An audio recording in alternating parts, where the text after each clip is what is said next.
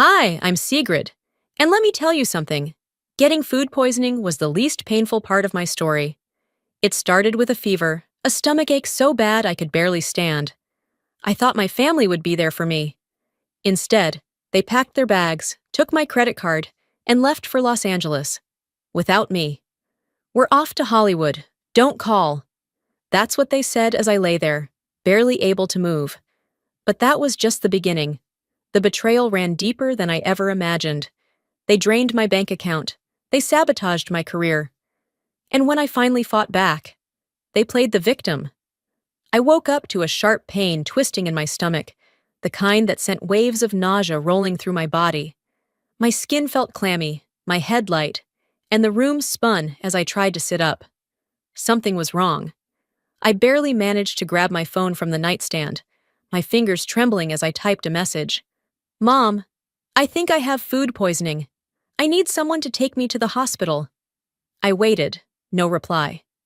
I tried calling, pressing the phone against my ear while my body shivered under the thin blanket. The ringing seemed to last forever before it went to voicemail. I tried again. Nothing. Through the thin walls of my apartment, I could hear them. My mother's voice, high and animated, talking about hotel bookings. My sister, Vesper, laughing. The clinking of coffee cups. I forced myself up, gripping the wall as I stumbled toward the living room. My vision blurred, but I could still make them out. Mom adjusting her travel scarf in the mirror. Vesper lounging on the couch with her legs tucked under her, scrolling through her phone. I cleared my throat. "Mom!" She barely glanced at me. "Honey, you look awful." "I feel awful," I rasped. "I think I need to go to the ER." She sighed, setting her purse down. "Oh, sweetheart, you're just overreacting. It's probably just a stomach bug. Rest, drink some water, you'll be fine." Vesper snorted. "Yeah, take a Tums or something. We're leaving soon." I gripped the doorframe for support. "I can barely stand up." Mom turned back to the mirror, fixing her lipstick. "Sigrid, we have a flight to catch." I blinked. "You're still going?" She looked at me as if I had just asked the dumbest question in the world. "Of course, honey. The hotel is non-refundable." I stared at her, then at Vesper, who was still scrolling through her phone like this was all just a mild inconvenience. My father, Calder, stood by the door, checking his watch. He hadn't said a single word. I swallowed the lump in my throat. "So, you're just leaving me here? Sick? Alone?" Mom let out a soft laugh, shaking her head. "Oh, don't be dramatic, Sigrid. You're a grown woman." Vesper smirked. "Yeah, you'll survive." I wanted to scream, to grab their suitcases and throw them out the window, to demand even the smallest shred of concern. But I didn't. I just stood there, nausea twisting my stomach, watching as my own family put their vacation over my well-being. Calder finally spoke, his voice neutral. "We should get going." Mom picked up her designer bag, looping it over her shoulder. "We'll call when we land, sweetheart." Vesper grabbed her suitcase handle, flashing me a condescending smile. "Don't call us, we'll be busy." Then they were gone. The door shut, leaving behind an eerie silence. The sound of their luggage wheels against the hallway floor faded, and I stood there, feeling the weight of it all settle into my chest. I was nothing to them. Not really. My legs wobbled as I stumbled back to the couch, my head pounding. I grabbed my phone again, not sure why. Maybe out of habit, maybe out of desperate hope that I'd see something, anything, to prove that I mattered. I opened my banking app. My stomach clenched. $0 available. They didn't just abandon me. They took my money, too. I stared at my phone screen, my vision blurring as the numbers burned into my brain. 0. How? My hands shook as I refreshed the page, willing it to be some sort of mistake, a glitch, a banking error. But the balance didn't change. They took everything. A shiver ran down my spine, not just from the fever still clinging to my body, but from the sharp realization creeping in. They hadn't just left me to fend for myself while I was sick. They had drained my account before walking out the door, boarding their first-class flight to Los Angeles like nothing had happened. My stomach twisted as I swiped to my credit card statements, my fingers moving on autopilot. The numbers and locations popped up like flashing red warning signs. Beverly Hills Hotel, $1,200. First class flight upgrades, $500. Hollywood VIP tour, $300. Fine dining, $150. I felt my nausea surge, but this time it had nothing to do with the food poisoning. They didn't even ask. They just took it. I gripped the phone so tightly my knuckles ached. No, this wasn't happening. This couldn't be happening. I tried to breathe through the dizziness, but the betrayal sat heavy in my chest, pressing down like a weight I couldn't shake off. My body screamed for rest, for sleep, for anything but this. But my mind was already spiraling. I needed answers. Now I hit the call button, dialing my mother first. Ring, voicemail. I tried again. Straight to voicemail. I clenched my jaw and tried my father next, knowing deep down that it was useless. Nothing. Fine. I scrolled down, my thumb hovering over Vesper's name. Before I could call, a text popped up from her instead. Vesper. Relax, it's just a few charges. We'll pay you back when we can. I stared at the words, my pulse pounding in my ears. A few charges? My entire account was gone. My fingers flew across the screen before I could stop myself. Me. Did you seriously steal my money? Read. No response. I tried again. Me. This isn't a few charges, Vesper. You maxed out my card. That was my rent money. A new message appeared. Vesper. Oh my God, you're so dramatic. You act like we robbed you. We just borrowed it. We'll pay you back. Chill. Chill? My blood turned ice cold. Me. You stole from me. Without asking. That's not borrowing. That's theft. Nothing. The silence stretched, thick and suffocating, until my phone buzzed again. This time, it was my mother. I sucked in a breath and picked up. Mom! Oh, sweetheart, she cut in, her voice light, as if I had just interrupted her during brunch. You don't need to be so upset over this. I gritted my teeth. You took my money. There was a long pause, followed by a soft chuckle. Now don't be ridiculous, Sigrid. There must be a mistake. Maybe the bank mixed up the charges. I blinked, gripping the phone tighter. Gaslighting. She was gaslighting me. Again. Mom, I just checked my statements. The Beverly Hills Hotel, the flight upgrades, the fine dining, all of it came from my account. There's no mistake. She sighed like I was exhausting her. Sigrid, honey, we didn't want to bother you while you were sick. We figured it was fine since you weren't using it. I nearly dropped the phone. You left me while I was sick, and now I have nothing in my account. She let out a little laugh. Oh, don't be so dramatic. The world tilted. She wasn't even denying it. She wasn't apologizing. She wasn't even trying to justify it properly. I felt something inside me snap, like a thread stretched too tight for too long. They didn't care. They never had. And I was done pretending that they did. I hung up. Before I could let the guilt sink its claws into me, before the self-doubt and second-guessing crept in, I pulled up my banking app again. My hands still trembled, but this time, it wasn't from sickness. I moved quickly. First, I locked my credit cards. Then, I canceled every single automatic payment linked to them. Finally, I set up alerts for any future transactions. No more money, no more access, no more control. I exhaled, my body still weak, but my mind sharper than it had been in years. They used me for the last time. And this time, they were going to regret it. The next morning, the sky outside my window was the same shade of gray I felt inside. Heavy clouds pressed against the skyline, the air thick and still. A storm was coming. I sat on the couch, my body still weak from the sickness, but my mind sharper than it had been in years. I had locked my cards, cut off their access to my finances, and now I was waiting for the fallout. It didn't take long. My phone lit up with a call. Mom! I inhaled deeply, pressing my thumb against the screen before answering. Sweetheart, she cooed, her voice syrupy sweet, like nothing had happened. How are you feeling? My grip on the phone tightened. Let's not do this, I said flatly. Why is my credit card maxed out on your trip? There was a beat of silence, then a soft, disbelieving laugh. Oh, honey, that can't be right. Are you sure there isn't some mistake? Don't play dumb with me, Mom. I checked the charges. The Beverly Hills Hotel, first-class upgrades, dinner at a 5-star restaurant, all of it on my account. She tisked. Well, maybe the bank got things mixed up. You know how those systems are. I felt my stomach turn. Are you seriously blaming the bank? She sighed, exasperated. Why are you making this a fight? It's just a misunderstanding. There it was. The same script she had used on me my whole life.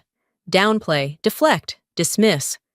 I shut my eyes, gripping my knee to ground myself. This isn't a misunderstanding, I said, my voice low and firm. It's a pattern. A sharp exhale came from the other end. Sigrid, honestly, you're being ridiculous. Ridiculous. That word alone sent me spiraling back through years of memories.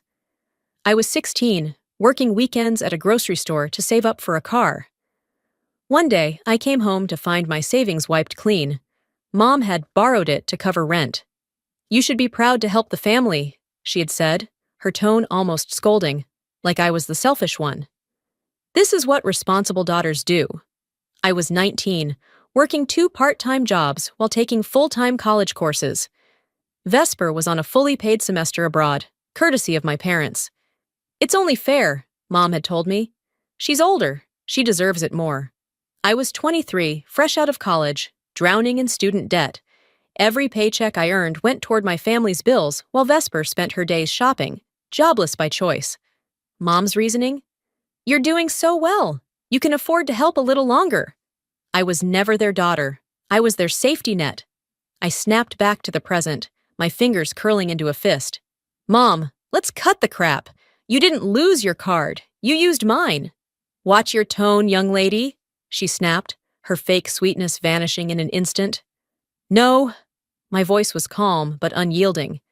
You don't get to play the victim, not this time. Silence. I could practically hear her seething on the other end. I'm done funding your vacations. I'm done being your bank. I locked my accounts. You're on your own. Her voice rose. You ungrateful little... Click. I hung up. For the first time, I didn't feel guilty. I didn't feel the usual wave of self-doubt creeping in. I felt free. But freedom, I knew, always came with a price. Thunder rumbled in the distance.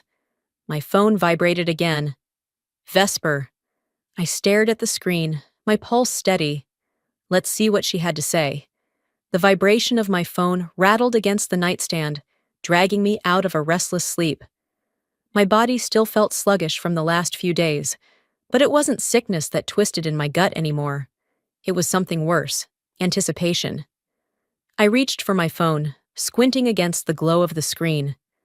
27 missed calls, 18 unread messages. Vesper. My stomach tightened as I scrolled through them. Vesper. You didn't have to be so dramatic, you know. Vesper. Mom is crying. Are you happy now? Vesper. Fix this, Sigrid. We're family. I let out a slow breath, my grip tightening. Family. That word didn't mean what it used to, not anymore. I locked my phone without responding. I didn't have the energy for another pointless back and forth. They had crossed a line, and I wasn't about to be guilt-tripped into pretending otherwise. Today, I had bigger things to focus on. I forced myself out of bed, ignoring the way my limbs ached, and went about my morning routine. Coffee, shower, get dressed. Everything mechanical, everything controlled. By the time I stepped outside, the rain had stopped, but the air was thick with the promise of another storm. I didn't care. I had work to do. The first sign that something was wrong came an hour into my day. Sigrid, a voice called from behind me. I turned to see Mr. Thorne, my boss, standing at my desk with a look I couldn't quite read. Can you step into my office? A cold prickle ran down my spine, but I nodded, following him inside. He closed the door, then walked over to his computer, turning the screen toward me. Did you send this? I leaned forward, my breath hitching as I scanned the email. It was from my company account, but it wasn't from me. Fake secret email. I don't have time for your nonsense. Find someone else to deal with this.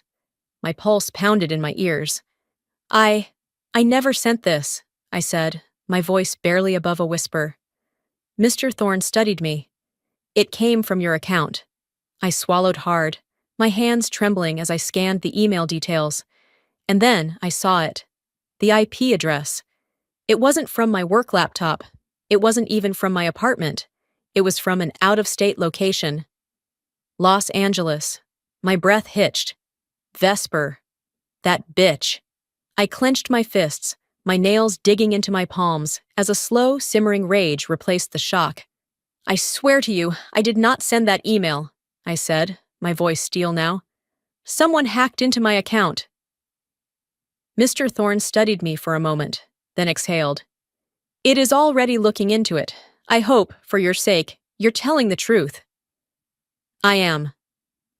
I stood, my entire body trembling as I walked out of his office, barely registering the murmured conversations around me. By the time I stepped outside, the crisp air barely cooled the heat burning under my skin.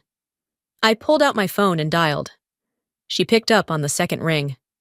Well, that was fast, Vesper mused, her voice dripping with fake innocence. What the hell did you do? A short pause, then a soft, amused chuckle. You're going to have to be more specific, little sis. My jaw locked. You sent that email. You tried to sabotage my job. Another pause, then laughter. I didn't try, she corrected. I did. My grip on the phone tightened. What the hell is wrong with you? Oh, please, she scoffed. I was just giving you a little break. You were always working too much anyway. I felt something snap inside me. You're insane. And you're predictable, she said. You always think you're above us, don't you? Always the responsible one, always judging, always looking down at me like I'm some kind of screw-up. I said nothing, because the truth was, I had. I had spent years pretending that if I just helped enough, if I just covered enough bills, took care of enough problems, bailed them out of enough messes, they would eventually change. But they never did. I exhaled, my voice like ice. I should have cut you all off years ago. A long pause, then her voice softer now. Then do it. Click. She hung up. I stood there, staring at my reflection in the building's glass doors, my heart hammering in my chest. They weren't going to stop. They weren't going to change. They wanted a fight? Fine. Let's see how far they were willing to go. I stormed back into the office, my pulse pounding harder than the wind howling through the streets outside. Every step felt heavy, charged with the kind of anger I had swallowed down for years. But not anymore. This time, I wasn't going to let it go. By the time I reached Mr. Thorne's office, my hands had stopped shaking. I knocked once before stepping inside. He was sitting at his desk, his expression unreadable. Sit, he said, gesturing to the chair across from him. I did. He exhaled, rubbing his temple before looking up at me. Sigrid, I need you to be completely honest with me. Did you send that email? I forced myself to meet his gaze. No, I didn't. Someone hacked my account. He studied me for a long moment. And you have proof of that? I'm working on it. The silence stretched. Then, a voice from the doorway. She didn't do it. I turned to see Ronan, one of my closest coworkers, standing there with his arms crossed. Mr. Thorne arched a brow. You're vouching for her? Ronan nodded. Without a doubt. Sigrid wouldn't write something like that. It's not just unprofessional, it's sloppy, and she's not sloppy. I swallowed. Mr. Thorne let out a slow breath before leaning back in his chair. If what you're saying is true, you need to find proof. Fast. I nodded, my hands balling into fists under the desk. You wanted a war, Vesper? I thought, my jaw tightening. You've got one. The moment I stepped out of the office, I pulled out my phone and called her. She answered almost immediately, her voice casual. Miss me already? I saw red. You're going to undo what you did. A beat of silence, then a soft chuckle. Why would I do that? You deserve a little humility. My grip on the phone tightened. You think this is about humility? You committed fraud. She scoffed. Oh, please. No one will care. It's just a silly email. I exhaled sharply, forcing myself to stay calm.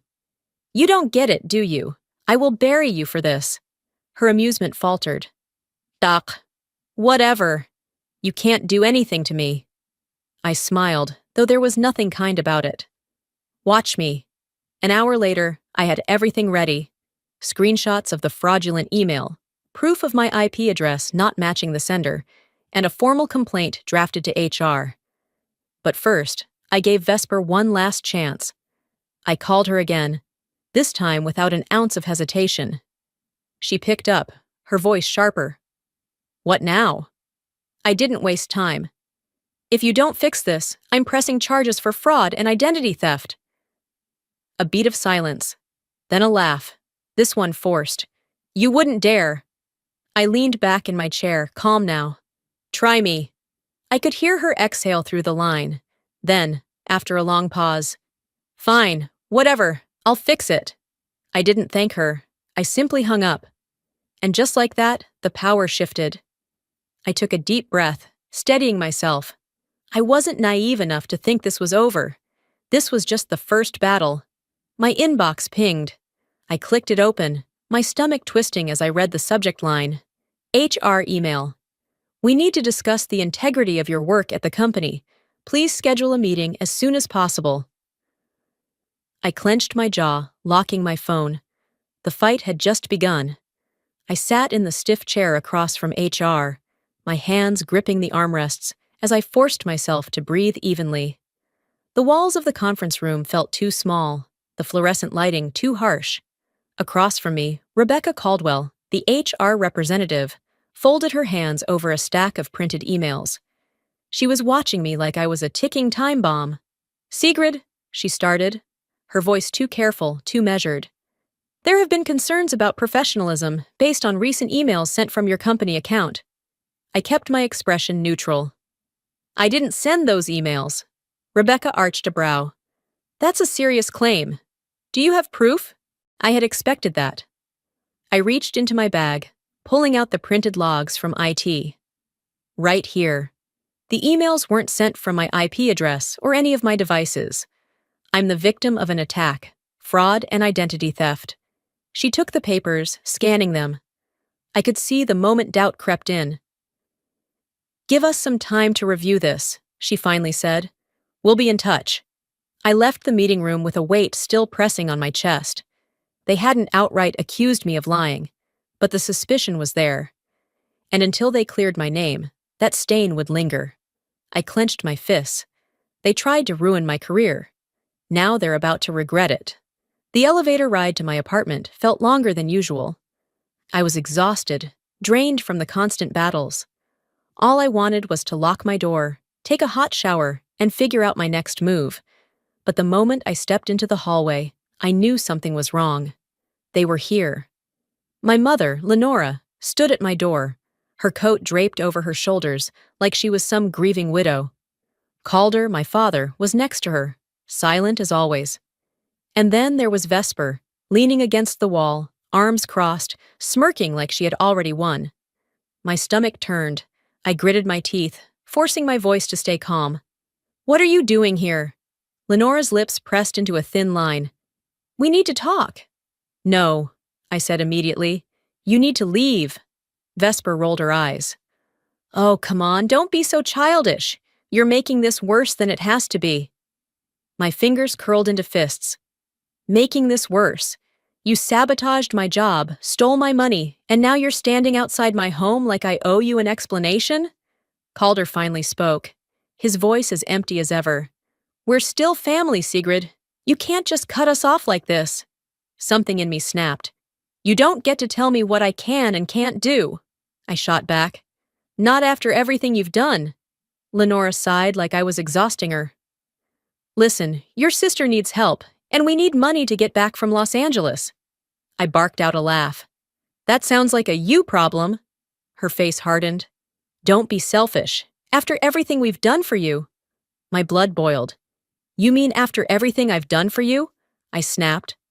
I paid your bills, covered your expenses, made sure you never had to lift a damn finger. And the second I stopped, you ran out of money.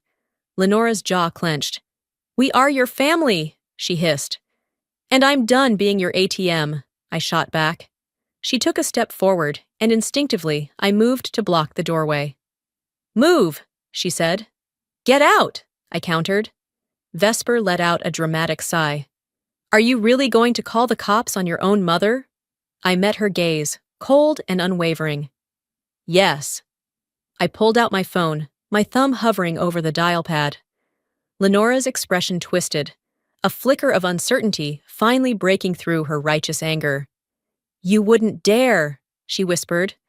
I met her gaze, steady. Try me. Silence. Then Lenora's mask finally cracked. Fine, she spat. You're just like your father, weak and ungrateful. That was it. I hit dial. 911, what's your emergency? My family is trespassing on my property and refusing to leave, I said, loud enough for them to hear. I need officers at my apartment immediately. The effect was instant. Calder stepped back first. Let's go, he muttered under his breath. Vesper glared at me, her jaw clenched. Unbelievable! You'd do this to us? You did this to yourselves, I said, voice unwavering. They left, but I knew. This wasn't over. I exhaled, my hands still shaking as I locked the door behind me. Then my phone buzzed. Vesper, you just made the biggest mistake of your life. I stared at the message for a long moment. Then I deleted it. If this was war, I was going to win. I woke up to the sound of my phone vibrating nonstop. The cold morning air seeped through the cracks in my apartment's windows, but that wasn't why I shivered. I had a feeling, a gut-wrenching, skin-crawling feeling, that something had happened. I reached for my phone, my fingers stiff from sleep, and the second I unlocked it, I knew. My name was everywhere. Family group chats, Facebook posts, Instagram stories. They had gone public. I sat up, my stomach twisting as I clicked the first notification. A Facebook post from Lenora, my mother. It breaks my heart to see how money can turn a daughter against her own family. We raised her with love, and now she treats us like strangers. After everything we've sacrificed for her, she has abandoned us in our time of need. Please pray for her soul. I blinked. What? The hell? My eyes dropped to the comments. Random commenter. How could she do that to her own parents? Another commenter. Family always comes first. Disgusting behavior. Aunt Marjorie. Oh, Lenora, I had no idea you were suffering like this. Stay strong. I gripped the phone, my breath shallow. They just made this war public. And then, because my family didn't believe in stopping at one stab in the back, I got the second blow. Vesper's Instagram story. I clicked it, my heart beat like a war drum. Not many people know this, but Sigrid has a history of being selfish. She even stole money from our parents before. This isn't new. We've always had to take care of her, even when she refused to take care of us. I felt something inside me snap. They weren't just playing the victim, they were rewriting history. I had spent years sacrificing for them, years covering their expenses, their bad choices, their entire lives while they drained me dry. And now I was the villain? No. I threw my blankets off and stood up, my legs shaking. My reflection in the window looked foreign, eyes dark with exhaustion, hair a tangled mess, jaw clenched so tightly it ached. I inhaled once, slowly. Then I fought back. I opened Facebook and started typing. My fingers flew over the keyboard, the words spilling out like wildfire. Sigrid's post. I never wanted to bring family drama online, but since my mother and sister decided to attack my reputation publicly, here are the facts. 1. My family stole money from me to fund their luxury trip to Los Angeles while I was sick in bed. 2. My mother has never worked a day in her life, and my father stood by while they manipulated me into paying their bills for years. 3. My sister Vesper lost her job over a year ago and has been refusing to work, instead relying on others to support her lifestyle. 4. I have never stolen a dime from them, but they have taken thousands from me. I attach screenshots, bank transactions, their fraudulent credit card charges, the fake email Vesper sent to my boss. Then I posted it. I stared at the screen, my pulse hammering. Let's see how they handled the truth. It took exactly 5 minutes before the first wave hit. My notifications exploded. Comments flooding in. Cousin Mary. Wait, what? They stole from you? Uncle David. Hold on, this changes everything. This isn't what Lenora said at all. Random commenter. OMG, the receipts. This is insane. I exhaled sharply, the tension in my shoulders starting to loosen. And then, a text from my cousin Elowen. Elowen. I'm with you. Let's expose them. I stared at the message, my heartbeat steady now. For the first time in years, I wasn't alone in this fight. But I knew one thing. This wasn't over. I woke up to hundreds of new notifications. The storm outside mirrored the chaos brewing in my inbox. Wind howling, rain slamming against the windows. I sat up slowly, grabbing my phone, already bracing myself for the backlash. It wasn't just backlash, it was a war zone. My post had exploded overnight. Support flooded in. Commenter 1. Your mother sounds exactly like mine. Stay strong. Commenter 2. Wow, the audacity of your family is insane. Commenter 3. They used you for years and expected you to stay quiet? Not anymore. I exhaled sharply, scrolling through the sea of messages. And then, right on cue, the guilt-tripping began. Aunt Martha. You didn't have to humiliate them like this, Sigrid. Family is family. I scoffed, my fingers tightening around the phone. Then where were you when they were humiliating me? I was about to type that exact response when my phone rang. Unknown number. I hesitated, then answered. A rough inhale. Then, your mother. She collapsed. My blood turned to ice. Calder. My father. The man who had stood in the background my entire life, watching my mother and sister drain me dry. What? I breathed. His voice was cautious, hesitant. She's in the hospital. The stress of all this, it was too much for her. I felt my stomach churn. This was too convenient. A woman who had spent her entire life manipulating every situation, controlling every conversation, suddenly too fragile to handle the consequences? I gritted my teeth. Which hospital? I walked into the ER with my arms crossed, my heartbeat steady. I wasn't here out of guilt. I was here to confirm the truth. Lenora was lying in a hospital bed, looking pathetic. Her hair was carefully disheveled, an IV taped to her wrist, the picture of frailty. Vesper was sitting beside her, glaring daggers at me. Lenora's eyes fluttered open, as if she had just enough strength to acknowledge me. Sigrid. Her voice was weak, raspy. You did this to me. My jaw clenched. There it was. The final, desperate attempt to pull me back into their control. Vesper smirked, arms crossed. Happy now? I didn't say a word. Instead, I turned on my heel and walked straight to the nurse's station. A woman in scrubs barely glanced up from her clipboard. What happened? I asked, my voice perfectly even.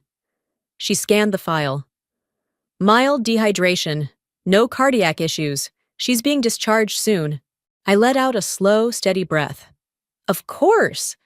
I turned back to the room, my mind clear for the first time in years. They were trying to pull me back one last time. Lenora's weak act was still in full force when I stepped back inside. I walked right up to her bedside, looking down at the woman who had spent her entire life controlling me. I see you're fine, I said flatly. That's good, but I'm done. Her eyes flashed. You can't just… I already did. I turned to leave, but before I could take 2 steps, Vesper lunged. her fingers wrapped around my arm in a bruising grip. "You think you can just cut us off?" she hissed, her nails digging into my skin. I met her gaze, calm and unshaken. "Watch me." I yanked my arm free and walked out without looking back. The cold air hit me like a slap as I stepped outside, filling my lungs with something that almost felt like freedom. My phone buzzed. Email notification. I glanced at the sender. Mr. Thorne. Subject. Your job. I hesitated, my thumb hovering over the screen. Then, for the first time in a long while, I felt hope. 3 months. It had been 3 months since I had last seen them, last heard their voices, last let their words worm their way under my skin. And in those 3 months, my life had transformed in ways I never thought possible. I wasn't living in reaction anymore. I was living in control. I had cut off every single financial tie to my family.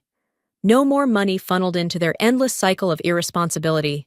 No more late-night guilt-tripping phone calls about bills they never intended to pay themselves. I had won my battle at work.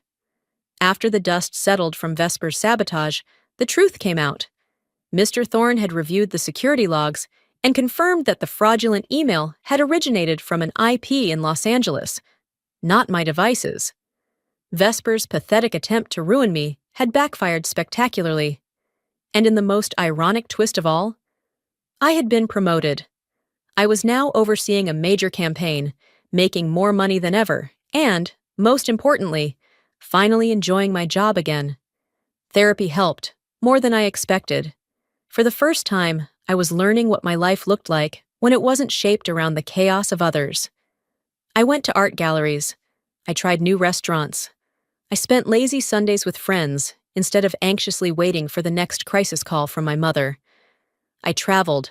I breathed. And for the first time in years, my mind wasn't weighed down by their voices. I never knew how much space they took up in my head until they were gone. The suitcase sat neatly by the door, packed with everything I needed for my long overdue trip. Rome, the city I had once planned to see with my parents. The trip I had meticulously arranged, only for them to steal it from me. But this time, I was going alone. I glanced at the clock. My flight was in 5 hours, just enough time for one last email check before I left. I opened my inbox, scrolled, deleted spam, approved a final work memo, and then, one new message. The sender made my stomach clench. Calder, father. The subject line was simple. I'm sorry. I stared at it for a long time before clicking. Sigrid, I know you don't owe us anything. I just wanted you to know that I see what we did. I see it now. And I'm sorry.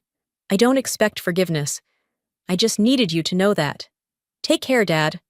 I read it twice. I didn't cry. I didn't feel anger, just quiet understanding.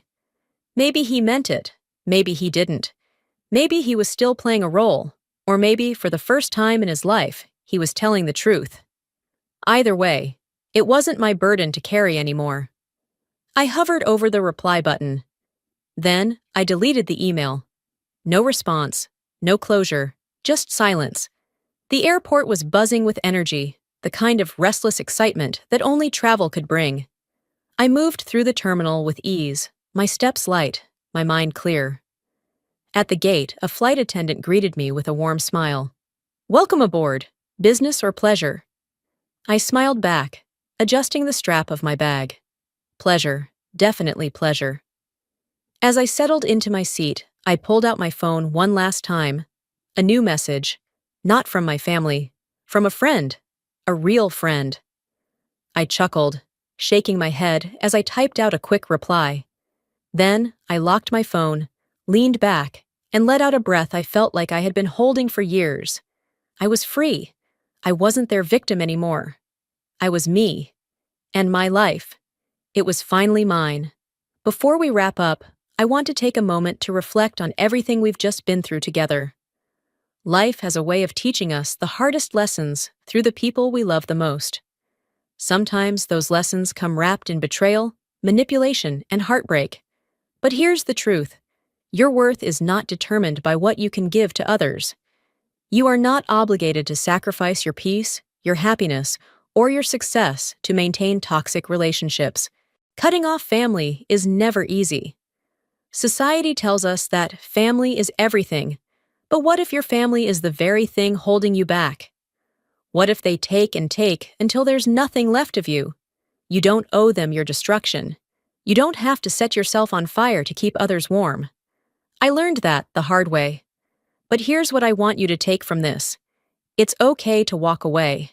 It's okay to choose yourself. The people who truly love you won't demand your suffering as proof of your loyalty. So, now I ask you, have you ever had to walk away from someone you once thought would always be there for you? Have you ever had to rebuild yourself after realizing the people closest to you never truly had your best interests at heart?